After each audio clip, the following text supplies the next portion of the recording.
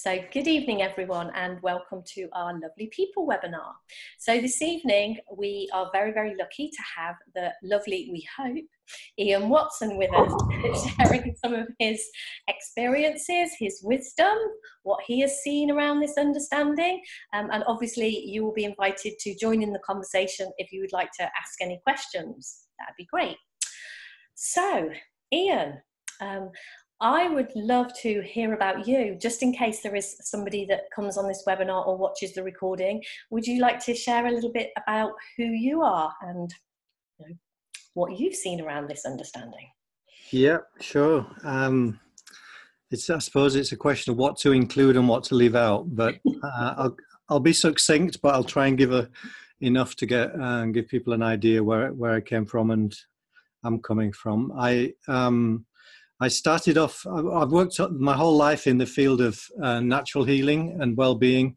I started off in the field of homeopathy, using homeopathy, herbal medicine, flower essences, things like that. For many years, I worked in that field. I thought that would be my life's work, to be honest. I used to run homeopathy training school. I wrote books in that field. I was reasonably well known. But through that work, through doing a lot of one-to-one work, working with a lot of groups, I got more interested in what was going on internally for people. And I suppose this was a reflection of getting interested in what was going on internally for me as well. So that about, must be what, about 16, 17 years ago, something like that, my work started to shift. And the first big shift was into the field of emotional healing work. And I did further training around that with various really good experts in the field. And that became my work for a while. And then I started to see there's a link between feeling states and beliefs, the kind of core beliefs that tend to hold us back, that we're not aware of. So I did further training in that, learning about how to work with beliefs and limiting thought patterns. So I was kind of following breadcrumbs, and I suppose getting closer to this understanding without realizing it. And what I did discover was that there's a whole bunch of techniques out there. I mean, I trained in many of them that help people, except when they don't. And that was what I was up against, was that despite the techniques seeming good and working brilliantly sometimes, they weren't consistent. And sometimes people would get helped, sometimes they wouldn't. And I couldn't tell you why. And even the same person, at different times would get helped a lot in one moment. And then on a subsequent occasion, it was like diminishing returns. We'd have to work harder to get any kind of helpful benefit. So I was aware that there was still something that I was looking for in that field. And one of the things that I had, every now and again, I'd come across little gems from people that I'd studied, like Carl Jung, some of the post-Jungian psychologists. R.D. Laing was a Scottish kind of anti-psychiatrist who was working in some quite radical ways. And some of these pioneers uncovered things which would really resonate with me, and they jump out. I remember reading in James Hillman, who was a Jungian trained psychologist, and then kind of went in his own direction. And somewhere I came across a paragraph that he wrote where he said, if you're still suffering over something that happened when you were 10, it's the thought that's hurting you now. And obviously 10 is an arbitrary age. It could have been, he could have said 6 or 3 or anything. I remember reading that and thinking, my God, that must be true. That has to be true. What he's saying, if some traumatic event has happened in your life, but it's not happening anymore, the only thing that could be disturbing you now has to be something to do with your own thoughts about that. And of course, my understanding at that time was, well, then it's your unconscious, it's something in your unconscious, and we need to go into that and find out what it is. So I used to spend a lot of time digging in that direction. And that's what made sense to me to do at that time, but that was limited in its helpfulness. But I think that Hillman was onto something. And then I came across R.D. Laing, and in one of his stories that he told, he says somewhere, He said, the best way to stay depressed is to keep thinking about all the reasons why you're depressed. And I thought, that's true. Yeah. I kind of knew that was true from my own experience. You know, I could see that if I got into a low mood and I just started obsessing over it and thinking about it and what do I need to do about it, not only was it not helpful, it tended to perpetuate the low mood. It would send me further down. So I thought, you know, there's something in this, but it was like little glimpses, but I couldn't see what was underneath them, you know, what they connected to, until coming across the understanding that we know and share called the three principles, which for me was in the early part of 2011. I first heard about it initially through Jamie Smart, because, and I knew Jamie as an NLP trainer, which was something I'd looked at but didn't interest me greatly. And then I heard from Jamie, and he said, look, I've discovered something else. My work's changing.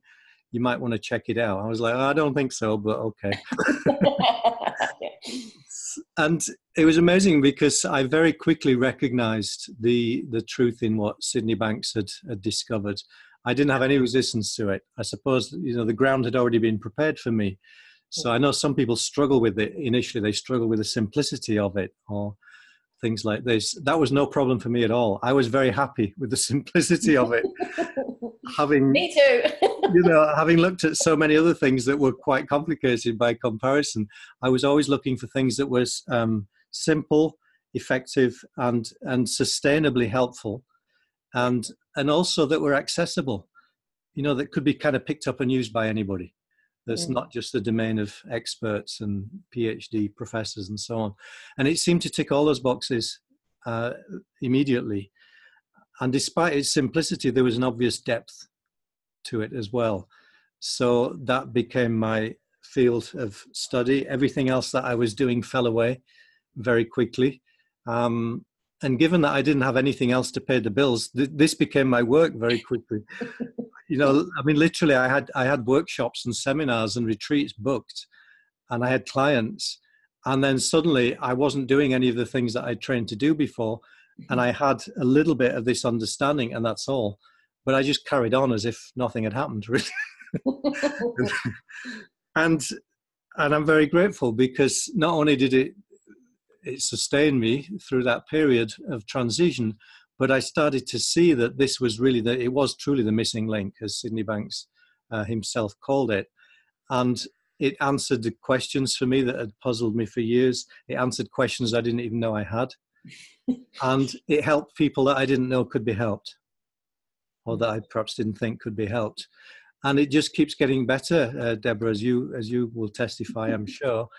And the work itself has just kind of carried me along now in its own slipstream. And I find myself now working with colleagues and who've become dear friends, getting invited to lovely webinars and with lovely people. And, you know, there's a momentum now, which has got very little to do with me, which I've ended up working with homeless charity. I've ended up working in schools.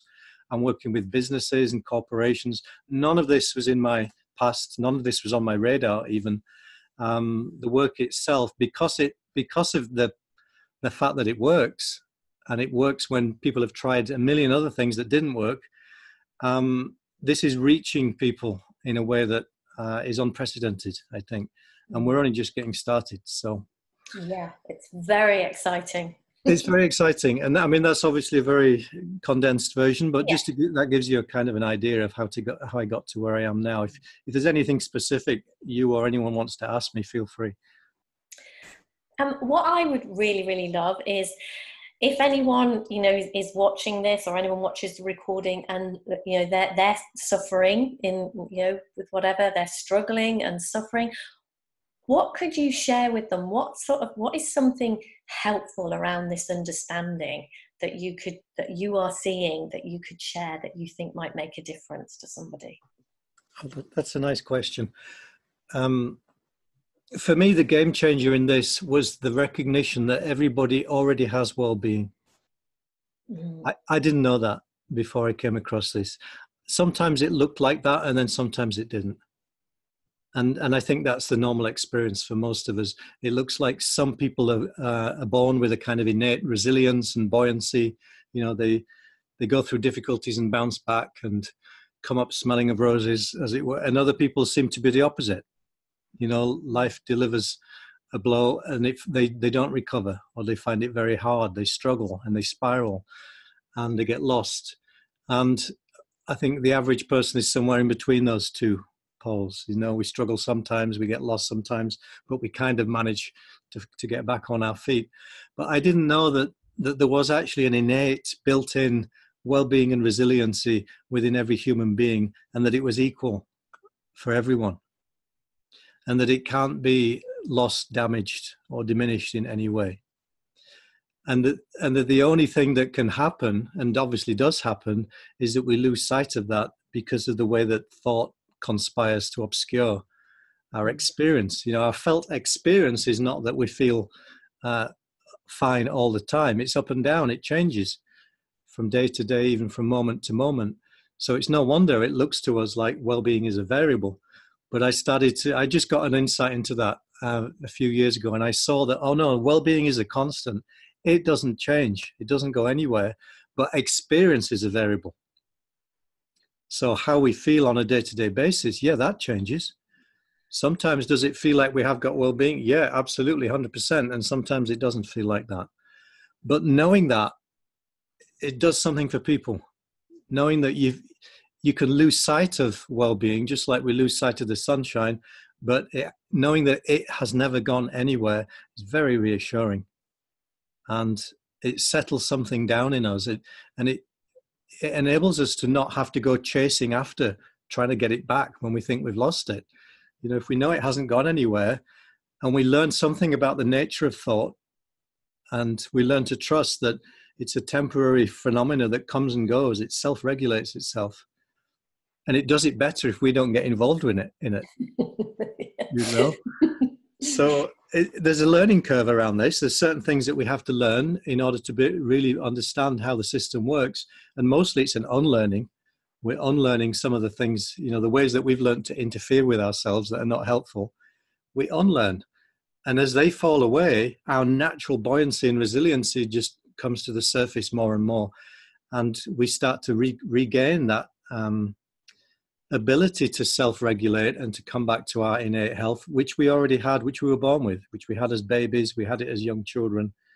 You know, babies get upset just like we do, and they get over themselves really quickly without therapy, without drugs, without needing to analyze or even understand what just happened. And the reason they do that is because of all the things they don't do. They don't add a story to the experience. They don't dwell on it. They don't remember it and then start imagining it might happen again and get worried about that ahead of time. You know, we learn to do these things innocently without realizing it, and this is where we get caught. But to me, it's such good news to realize that we still have that same natural, self-correcting, self-regulating psychological health that we had when we were youngsters. We can't lose it. And our role as helpers, as facilitators, is just to remind people of that so they see it for themselves. What a cool job is that? You know, we don't have to give people something that they were lacking, that they didn't have. We're simply holding up a mirror and saying, no, look, you've just lost sight of something that's your birthright. It's still there. Take a look for yourself and you'll discover it. And they do. In what ways, like when you're working, you said you worked in school, you work in corporations, you take this, in what way would you actually begin to point someone in that direction? You know, if I'm kind of saying to you, yeah, I can hear what you're saying and I can see other people have got this innate well-being. Yeah, I can, but me, you know, I don't feel great. I haven't got it. Yeah, the conversation is different in the sense that the starting point is obviously to meet people where they are, okay, and to get a bit of understanding about what they feel that they're up against, you know, what they're struggling with. So that's really my starting point. Is I listen. I don't just start telling them what I think would be helpful, because I don't presume to know, unless I'm just giving a talk or something. You know, if I'm giving an introductory talk and I've got half an hour, I'm just going to share some things it's like a blunderbuss approach. I'm hoping that something might just resonate, and the person will get curious enough that they'll want to go into it a bit deeper for themselves, and they may or may not. I'm not really in charge of that. But if I've been asked to work with a group, and maybe if it's in a business context, usually what they're interested in is having less stress, taking some of the stress out of their experience of work, and or maybe resolving conflict, if a group's not getting along together or team's not working well as a team, something of that kind. If it's in a school, the school that I was working in recently with my colleagues was a school, we were basically given the children that the school considered the ones who were the most troubled or most difficult to teach. Yeah, which is great. That's exactly the ones we were happy to work with, because they've already tried everything. And they, the normal things that might be helpful had not proven helpful. So in that kind of a setting, we just have to get to know the kids, first of all, as individuals, get to know what they're interested in, get interested in their world and their life a little bit, so that we have some rapport. So we're not going in there as, just preachers and trying to tell them something.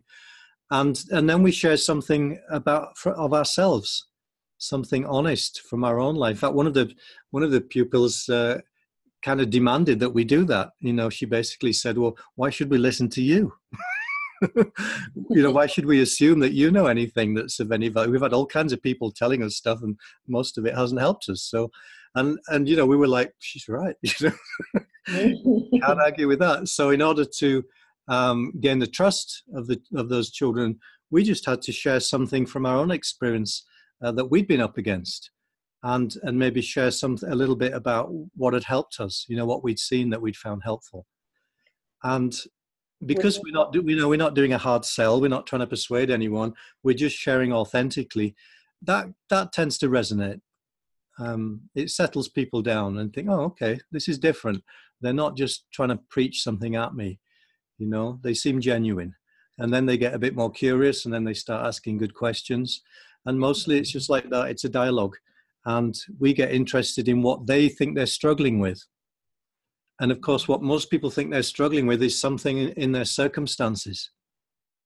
It looks like it's in the school, it looks like it's the teachers giving them a hard time, or it's some other pupils that are not treating them well, or it's a situation at home that they're having to cope with, as well as having a hard time at school. And in the office environment, it looks like it's my colleagues. If they just behave better, I would be fine. Or if the boss would stop making so many demands on me, I wouldn't be feeling stressed. This is what it looks like to people. It looks like this to all of us. So then we start a conversation around how it looks like that, but actually that's not what's really going on. We start to get under the skin of how is our experience actually being created from the inside. And we start taking baby steps in that direction until people see it for themselves. Oh my God, it's not the world out there doing it to me. My own thinking's involved. Not only is it involved, that's the only thing that's doing it to me. At a certain point, people start to see that for themselves. And then they get excited and they want to see more. That's lovely. I heard you talk recently at the Resilient Young Minds conference. Yeah, I was there. And yeah, that's something that I know resonates with us. We have been going into a local school, working with some of the school children, and it was actually really interesting. The last time that we went in, we were walking back with their teacher, and we'd been given this group of youngsters who were the most difficult ones, who were always in the office, with some problem or something. And actually, as we were walking back, the teacher said, "Do you know what? I don't even know how these girls are doing, because I just haven't seen them. They haven't been to the office. I don't really know why." And we were kind of like, oh, really? Maybe what we're talking to them about is actually having an impact. It's like that, isn't it? It's like that. It just kind of creeps up on them, and suddenly their behavior is changing, and no one can really account for it, because it's not necessarily dramatic. It's just a incremental change. And they suddenly notice, that kid who used to be coming for detention every other day, I haven't seen them for a couple of weeks. How'd that happen? Mm-hmm. Yeah. So what do you, I mean, the Resilient Young Minds Conference it was just amazing. And it's really, it was, you know, Liz and Stu and Elizabeth and you, the work that has kind of gone on to that.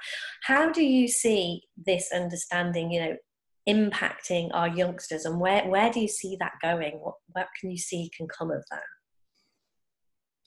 Well, I'm not sure where it's going to go, because I honestly don't think we're in charge of that. But what I do know is that when people start to see the actual results, and I don't just mean the people themselves, the pupils or students, but when the teachers start to notice and the parents start to notice, which they inevitably do. You know, we had similar feedback from teachers who were sitting in on our sessions, and then you start to get feedback from the parents. You know, I don't know what's different, but my child seems happier. You know, how come they're not getting into trouble anymore? They seem to want to go to school instead of doing everything not to. And what I think is just so it's so beautiful is, for me, is that the results just speak for themselves. And ultimately, that's what gets other people curious and interested. That's how this has spread throughout the world from the very first conversations that Sid Banks had in his living room. You know, literally a handful of people were listening to him sharing what he'd realized, and they were getting impacted. And then they too started to share what they'd seen, and people got impacted. And we're just an extension of that, which I think is incredible. You know, now we're 40 years on and many thousands, tens of thousands of people later, but essentially we're doing exactly the same as what Sid Banks did. We're just communicating as best we can whatever we've seen that's helped us, and we're sharing it in the hope that it's going to resonate and touch other people. Now, what I know about youngsters is that they're quick learners relative to adults. They don't need much in the way of teaching of this understanding, because they're still closer to it in intuitively knowing the truth of it. They haven't had so many years or decades of layer upon layer of conditioned thinking put on top of their innate well-being as yet, which some of us do. So I find it doesn't tend to take much for children to hear something in this. And once they hear something, they don't really want to hear much more. They're good to go, and they know it, you know. It's like, yeah, I've got that, you know, and they're just ready to get on with their lives, and that's how it should be.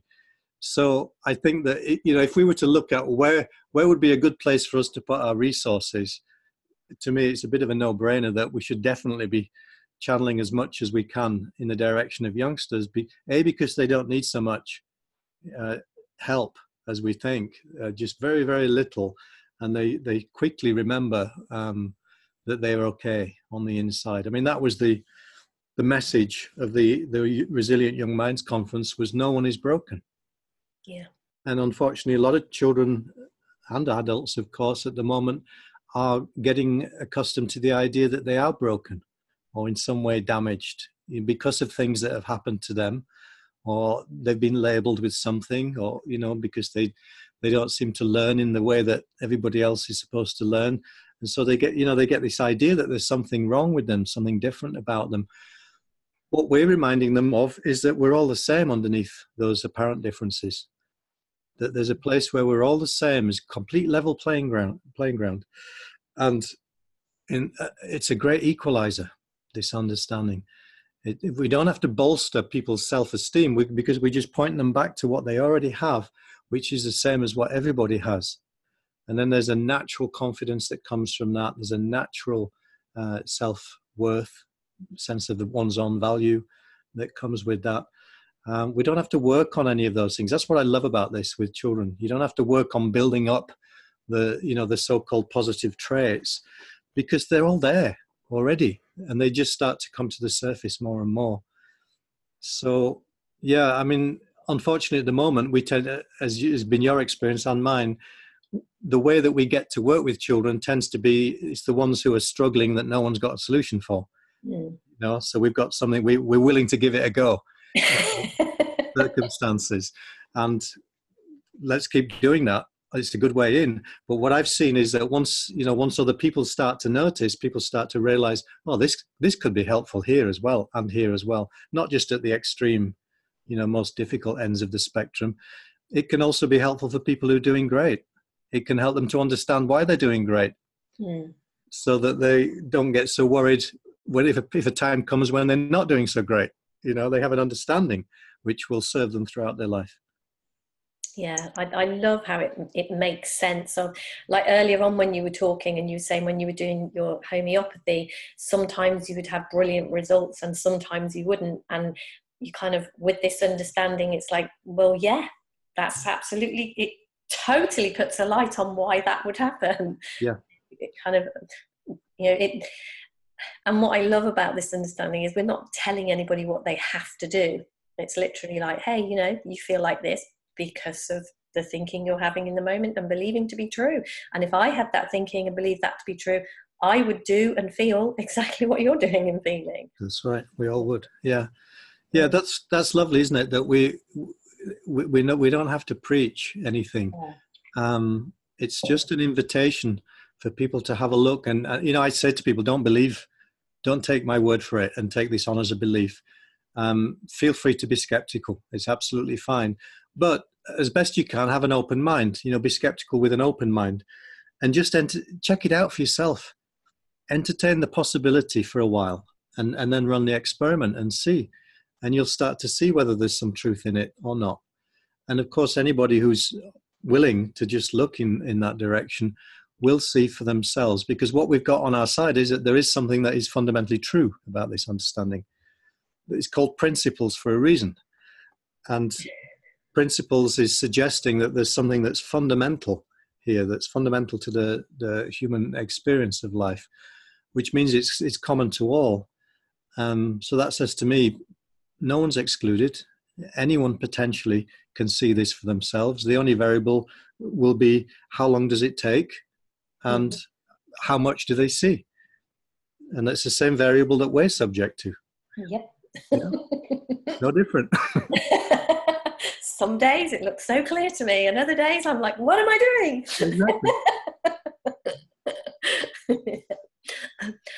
Well, I think there's a fair few people on this call, so I think this would be a really, really great time to see if anyone has got any questions. I mean, I'm really enjoying talking to you, and I can always carry on talking for as long as we need to, but I just wondered if there's anyone on this call who would like to make a comment or ask a question, anything anyone would like to share or anything.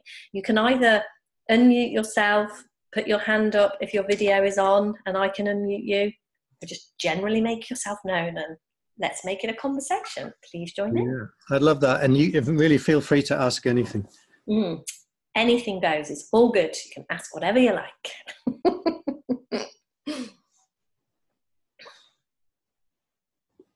Hi, Debra. Hi. It's Sue. I did raise my hand earlier. Oh, did you? Sorry.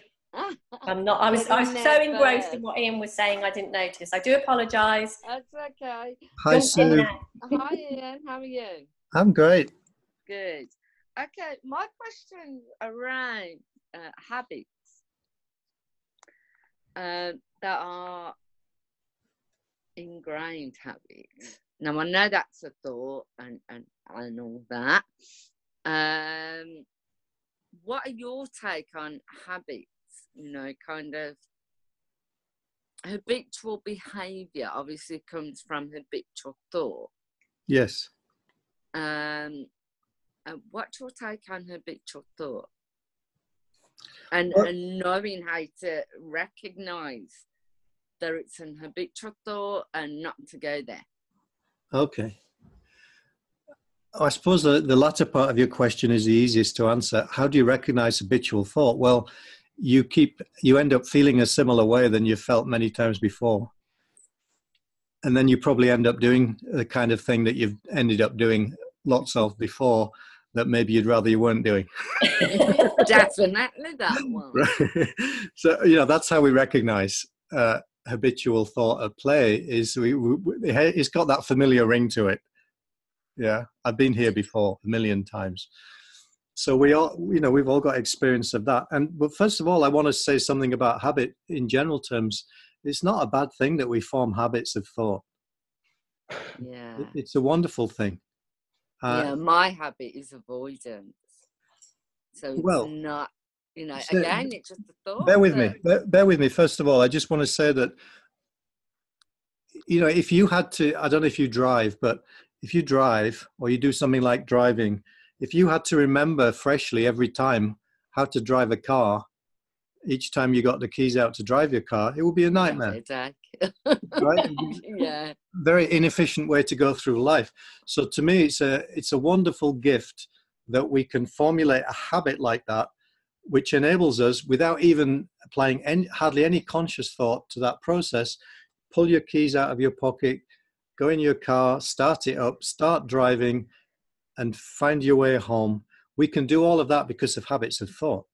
Yeah, I mean, I remember back Right. in the day, you know, driving from one place to another and thinking, how did I get here? I can't remember how I got here. Yeah, very little conscious thought is needed. Once a habit like that is in place, it takes care of a lot of everyday tasks for us. So those kind of habits obviously are helpful. Then we've got other habits where we end up doing something or we end up behaving in a way that is not helpful to our life. We would consider it detrimental, and maybe even to other people's lives as well. So those are the kind of habits which are not so helpful. But it's the same process, right? That's the first thing that I want to say. So thought in that sense is neutral. It doesn't seem to care what we do with it, right? Yeah. Just like electricity doesn't seem to care what we plug in. We can plug a toaster in, or a lamp, or a computer. We can plug an electric chair in and fry our brains. It doesn't mind. You know, it's completely neutral about that. So I think thought is similar. So then, what we got to consider is each of us is only going to act in a way that makes sense to us, given how we think and feel in a given moment. Yeah. So anything that we do in life is consistent with how life looks and feels to us in that moment. Okay. And that's just across the board. So I'll give you an example. When I was about 17, growing up in the north of England, it made sense to me to go out with my mates every Friday night and get blind drunk. You could say that was a habit. I think we all did that one. Well, I don't speak for anybody else, but I know I did. And it made sense to me. It made sense to my friends. There didn't seem to be anything else of interest to do. Okay. And then some years after that, fortunately not too many in my case, I woke up to the fact that I didn't feel particularly good on the Saturday mornings. It took me quite a while to get over these nights of getting drunk, and maybe the cost of that few hours of so-called enjoyment was a bit too high. It stopped making sense to me. Yeah. And as soon as it stopped making sense to me, I stopped doing it. Yeah. Okay. Yeah. I didn't have to work to not do it. I didn't have to, think about how much I'm drinking consciously and consciously cut it down. And I didn't have to do any of that, because as soon as something doesn't make sense to you, it falls away because something else makes more sense now. Yeah, because I just have an avoidance of being uncomfortable. If I get uncomfortable feelings about something, I will avoid it. Like going out. I'm agoraphobic. So it's okay. Yeah, I don't have to go out. I'm not going out. But okay. then that's not. Obviously, but does it work for you, Sue? I mean, does it enable you? Absolutely not. Okay. I'm stuck in four walls, and it's like I want to get out. Yeah. I mean, what I actually meant when I was asking the question, does it enable you to not feel the uncomfortable feelings that you're trying not to feel? Yeah. Entirely? Yeah, it does. Not entirely, no. Because I'm quite an anxious person per se. Yeah. But so it stops the real intense, almost panic attack. Yeah. Yeah. So that's a perfect example of how, although it's limiting for your life, yeah, you're doing what makes sense to you, given how it looks and feels to you right now. How it looks and feels to you is, if I go out, I'm going to be more panicked than if I stay home. So I'm going to stay home. Yeah. So that, to me, there's no difference there. You're still doing you're acting in a way which is entirely consistent with what makes sense to you. There's nothing wrong with that. I wish it didn't after 20 years. Well, the good news is that you're starting to wake up to see maybe some other possibility might be on the table for you, and you're starting to get interested in what's beyond the four walls that you're feeling confined to. Now that says to me that there's a likelihood, a possibility that things are going to start shifting for you. Yes. But we don't make that happen. No, it's not on my time scale. I know that one. We don't make it happen.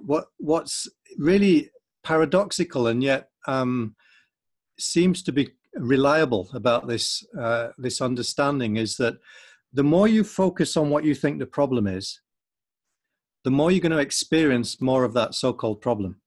Yeah. How come? Because thought creates experience. Absolutely right. Yeah, I could sit here and, think of something in the past and have a complete panic attack. Well, so it completely makes sense. Yeah, we can all do that. We can think about something that's not actually happening in real time, but it has happened, or we imagine it could happen, and we induce all the feelings as if it were really happening. Yeah, I've done that many times. Yeah, and that proves the point that thought is what's creating our experience, not anything external to us. So if we don't believe that, we can test it out, anytime and prove it. But the reason I'm drawing your attention to the fact that, if you think about it as a problem that needs to be solved or something that needs to change, in a way you're giving more attention to what you don't want. Yeah, I completely get that. And then I see, oh my God, I've spent 20 years in these four walls. I need to get out. You just get so caught up in it, day after day. Yeah. And people can't imagine what it's like. I did last year. I went to the shop, the local shop, which is about 2 minutes away, with the support worker, and the girl in the shop asked me if I had contactless. I had no idea what she was talking about. I was like, what's that? She's contactless credit card. I'm like, don't know what you're on about. It doesn't exist in your world. No, I had no idea. And then I got excited. I felt like I'd been left out. So I'm like ringing my credit card company. I want a contactless card. Oh, that's great. There you go. So you'll have it next time. Yeah. Yeah. Thank you for answering my question. Well, I hope it's given you a little bit of an answer. I mean, there's more that we could say around that, but basically the direction I would recommend for you is don't think of this as your problem. Yeah. That has to be fixed. It's almost become an obsession for me. Yeah, that's what tends to happen. I know this sounds ridiculous, but ignore it. Fabulous. For now. Just ignore it, because you've been living with it for 20 years, okay? Yeah. If necessary, you could live with it for a bit longer. But get interested in just the nature of experience itself in a neutral sense. Yeah. Get interested in what you're interested in rather than what you think you want rid of. Brilliant. Yeah, look in that direction. Put more thought into that would be my suggestion. Yeah. Brilliant. Thank you so much, Ian. Oh, thanks for joining us, Sue. You're very welcome. Thank you, Sue. It's that whole, isn't it? Don't think of a pink elephant. Oh no, there I am thinking of a pink elephant. It's such it's obvious when you see it, but it's not obvious until you see it, that negative attention serves the same function as what we would call positive attention. Attention is attention. And attention is the oxygen that, if you like, that keeps thought alive in our experience. So it's not a problem that we have frightening thoughts. We all do. Or that we have sad thoughts, upsetting thoughts. That's normal. It's part of the human experience. The important variable is how much attention are we giving to them. So as soon as somebody learns, I can have that thought, but if I don't give much attention to it, what happens? It evaporates and different fresh thinking appears in its wake. Well, how cool is that? But if I have a thought and I don't like it because I don't like the way it makes me feel, and then I start thinking more about it, what happens? I get to feel more of how I don't want to feel. That's really good to know. So it's very practical, this understanding. You know, it's not just a nice theory or anything like that. I love the practicality of it. You can run the experiment anytime, you know, test it against your own experience and see what's helpful and what isn't. Yeah. What else? Who else has got questions? Anyone else I'm missing? You know, wave your arms around and here we go. Oh, Maureen's waving. Hi, Maureen. Hey, people. Hello. Hello, lovely people. Hello, lovely Ian. This is a treat. Hi. I just wanted to talk to you, not so much a question, it's more an observation that I've had recently. So I'm very privileged to work with some of the very brightest minds in the world at Oxford.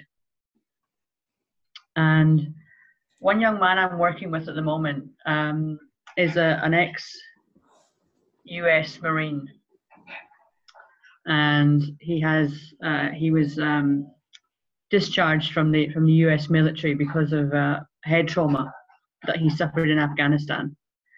And he has a number of conditions, including PTSD. He's got a number of labels, shall we say, including PTSD. And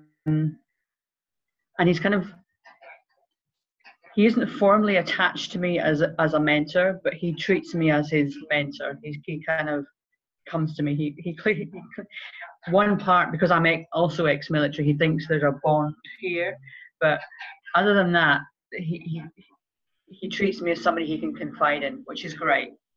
And we have a number of very interesting conversations. The thing I come up against is the fact that his father is a psychologist. And his father thinks he is broken.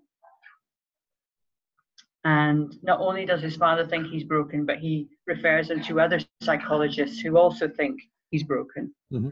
And the student is left with the feeling that because it's coming from his father, who's an eminent psychologist in his field, he must be right. And then he talks to me and I go, it's not how I see it. I'm not going to dismiss your father. And he's clearly very eminent in his field, and he works with, and he gets great results with the people that he works with, but that's not how I see the world. And it kind of stops him in his tracks. So I was wondering, in my communication with this young man, is there a better way for me to describe this situation to him other than I see the world in a different way? How would you approach this is probably what I'm asking. I would just kidnap him and take him as far away from his father for a while.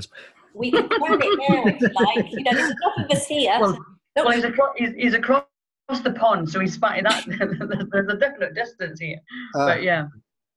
No, joking aside, I mean, you know, pretty much everybody that I've ever worked with has got someone like this guy's father in their life. And if, you know, often it's not just one, but a whole number of family members, experts, unhelpful skeptics, you know, telling them that there isn't hope. They shouldn't get their hopes up because there's something, you know, fundamentally damaged that can't be repaired, or they don't know of anybody who's recovered from this, so why should they be any different? You know, anybody, and to me, I think it's just important for us to keep in mind that it's not the individual professionals. They're working within a broken model. It's the model that's broken. It's not people that are broken. The medical model, of which psychiatry and psychology is an extension, and really we could call it the biomedical model, in my mind, it's at least 150 years out of date. You know, it hasn't anywhere caught up with the findings that happened in the world of physics in the early 1900s. So, until that model shifts, we can expect this. We can expect that people that we're working with are going to be also consulting with professionals, probably not often that happen to be the family member, closest family member, but it's a common scenario, and people do tend to look to medical professionals as authority figures, even if they're not their own parents. They tend to take their word as being gospel to some extent. So to me, that it's a normal scenario. And what one of my starting points, Maureen, is when somebody comes to me, and I've had people come to me and say, well, I've been to Dr. So-and-so, and they tell me that there's nothing that can be done. Well, what I'm immediately curious about is, so what are you doing here? If you really believe that, you wouldn't have even got yourself into my office.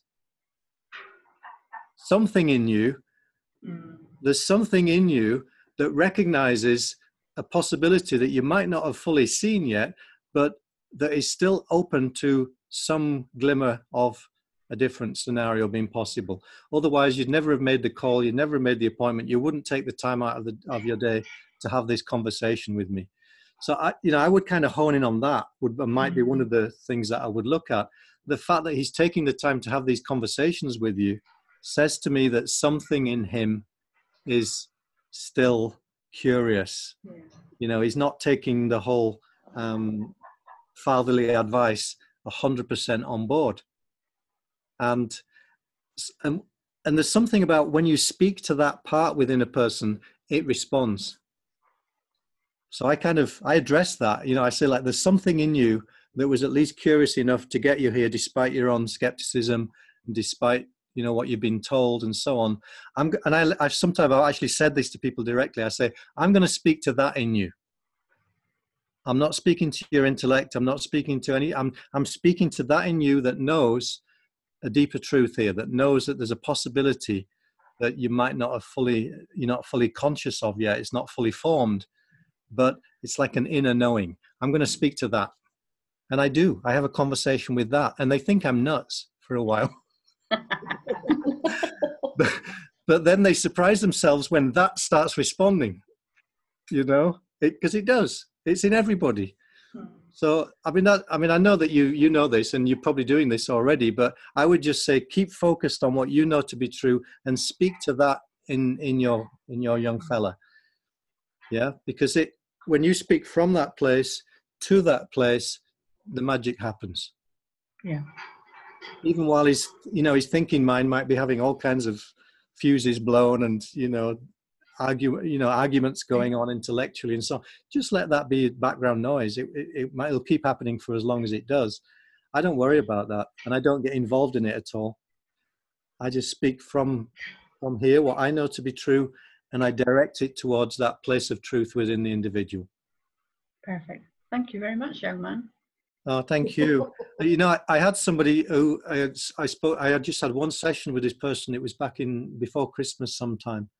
And she came to see me and, very agitated and so on. And I can't remember what I said, Maureen, but I know something shifted in the conversation. She left. I didn't hear again for a few months. Then she got in touch. And I said, how you, and she's like, oh my God, I can't tell you how much has changed in this time. And the whole situation was transforming and all kinds of stuff. I was like, wow, that's cool. And she's like, I don't know what you even said. I said, no, I don't either. I don't remember. So I said to her, how do you account for the change? And she got really reflective. She said, it felt like you were speaking to my soul. That's all I know. I said, okay, good enough for me. That to me was as good a description of what we're up to as anything I could have come up with. It felt like you were speaking to my soul. And which I think was her way of saying there was something deeper inside of me that had kind of gone asleep, and it woke up in that conversation. And the more it keeps waking up, the more I'm coming back to life. So it's something like that. Fantastic. Thank you, young man. Thanks for being with us. Lovely to see you. Thank you, Maureen. So Frank has got his hand up, so I will unmute you. Wow, this is a conversation among friends. Hi, Frank. Can you hear me? Yes. You can? Oh, cool. Hello, mate. How are you doing? I'm doing great. Lovely to see you. It's good to see you, mate, and good to listen to you as well. I just really wanted to say hi, and just it's good to hear you. And I don't know if you'll get this joke, but I'm still here. Of course you are. Where else would you be? This has been an ongoing thing since I first saw Ian on the 12th of November 2016. Not that I remember the date or anything. Wow. But yeah, and it's been a fascinating kind of couple of years of getting an initial.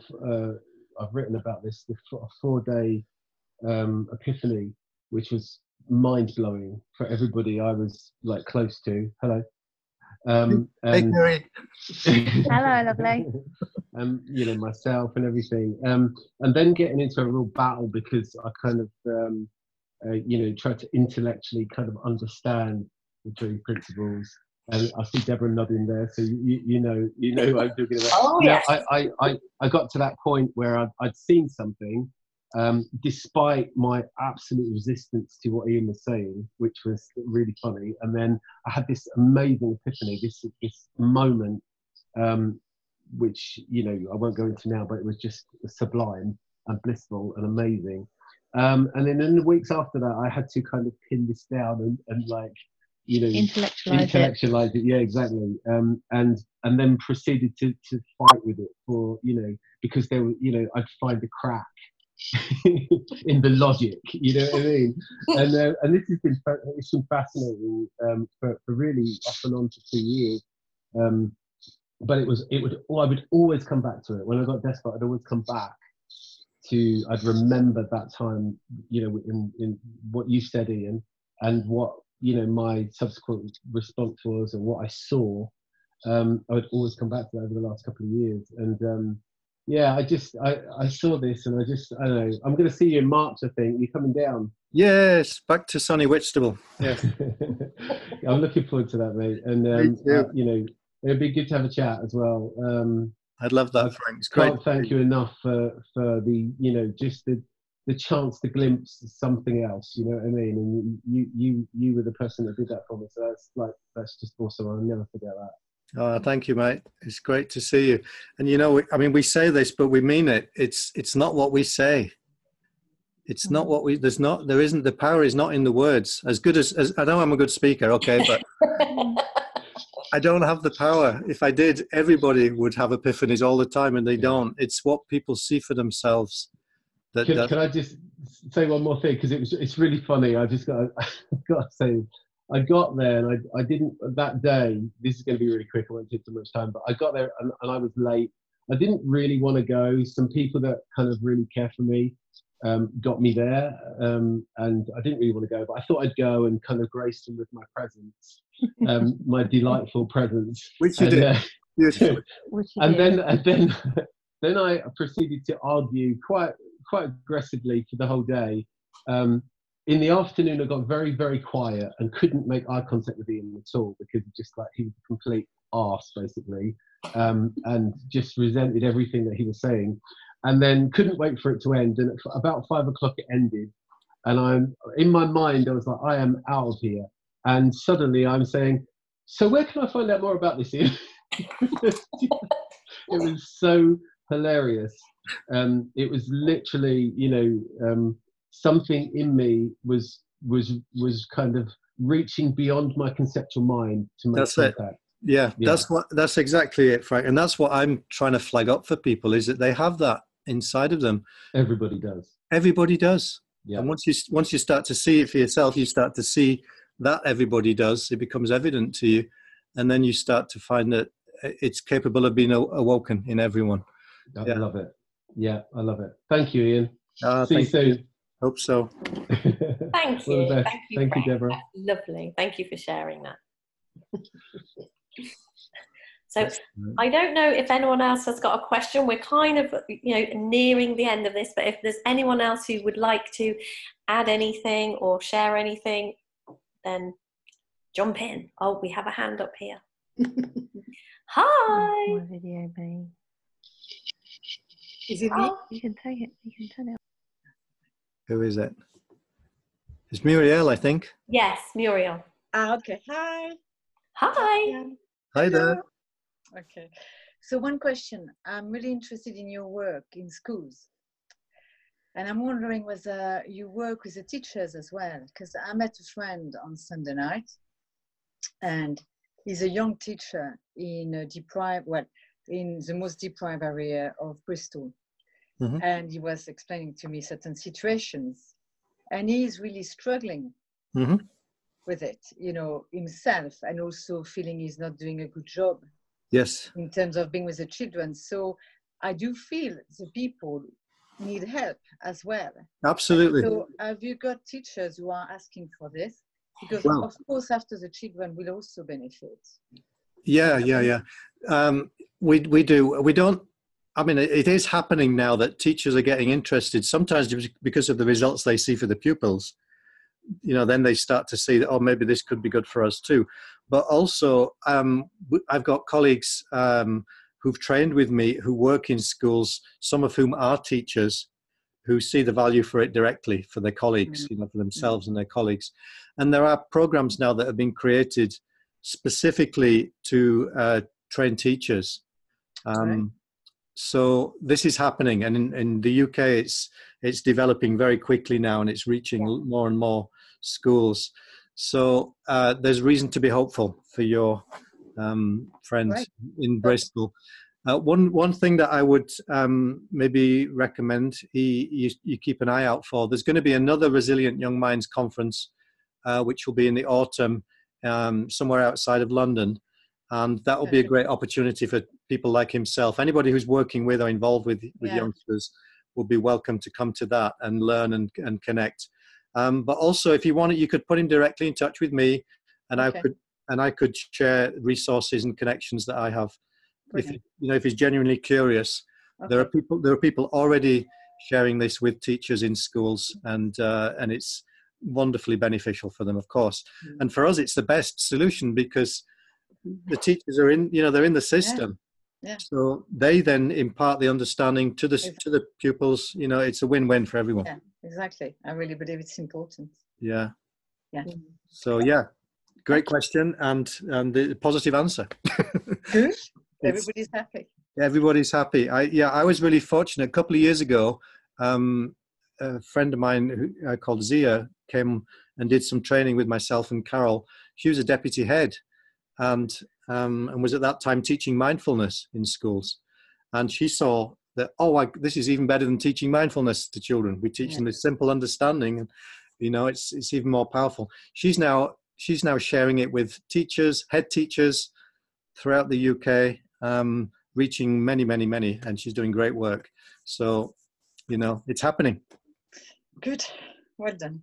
That's wonderful. Thank you. Yeah, certainly the impact and what's sort of come up since the Resilient Young Minds conference. I mean, there's a whole movement around that. If you just look for Resilient Young Minds on Facebook, and there's loads going on and lots of support, lots of people kind of sharing and moving this forward. So, it's very exciting what's happening here in the UK. I mean, we could easily think that the country is going to the dogs and everything's awful, which on the one hand you could argue that it is, but in my world, I'm so optimistic. There's so many amazing people doing amazing work here, not just sharing this understanding, but even this alone it's reaching and touching so many lives, and it's spreading so quickly. There's a thirst for it. There's a receptivity to it now, which I don't know any other country in the world where this understanding is spreading as quickly, and people getting into prisons, working with charities, organizations, schools, across the board. It's fantastic. Yeah, it is. Oh, well, thank you so much, Ian, and thank you, everybody. Thank you for this evening. That was absolutely lovely. Some really beautiful sharing going on there. Some great questions, some fabulous answers. So that's really been lovely. I kind of think maybe, yeah, you're definitely a lovely people. Oh, I pulled it off. Everybody agree? Have we got a lovely people here? Yes. Thumbs up for the lovely person. Yeah. Thanks for having me. Thanks for the invite, Deborah. Love what you're up to in North Devon. I'm actually right now in South Devon. We could almost have reached across Dartmoor and connected with each other. But maybe another time. Another time we can do that. That would be great. Yeah. So next week, I think, Beck, do you want to jump in and kind of say all those things that I'm supposed to say that I never remember? I'll say for you. Yeah. So our next Lovely People webinar will be on the 6th of February with Megan Taylor. And next week, we've got something a little bit different happening. We've got our live stream launch party for our Ignite Your Inner Sparkle membership. So if you want to come along to that, that's entirely free to come to. And you can have signed on. Yeah, we're just going to have a big party online. And there's stuff on Facebook and our website, daretobeYou.co.uk, and the Facebook page, debrasimmons.co.uk. So you can find out about all of those. So yeah, the next actual Lovely People webinar is in 2 weeks, but we're going to have a big party next Wednesday. So come along to that. It'll be great fun. Great stuff, you guys. Yeah. The recording of this will be on YouTube hopefully by tomorrow, so long as my internet in rural North Devon will do what it's supposed to. It's been very good tonight, so you can always the recording of this will be on my YouTube channel, Debra Simmons.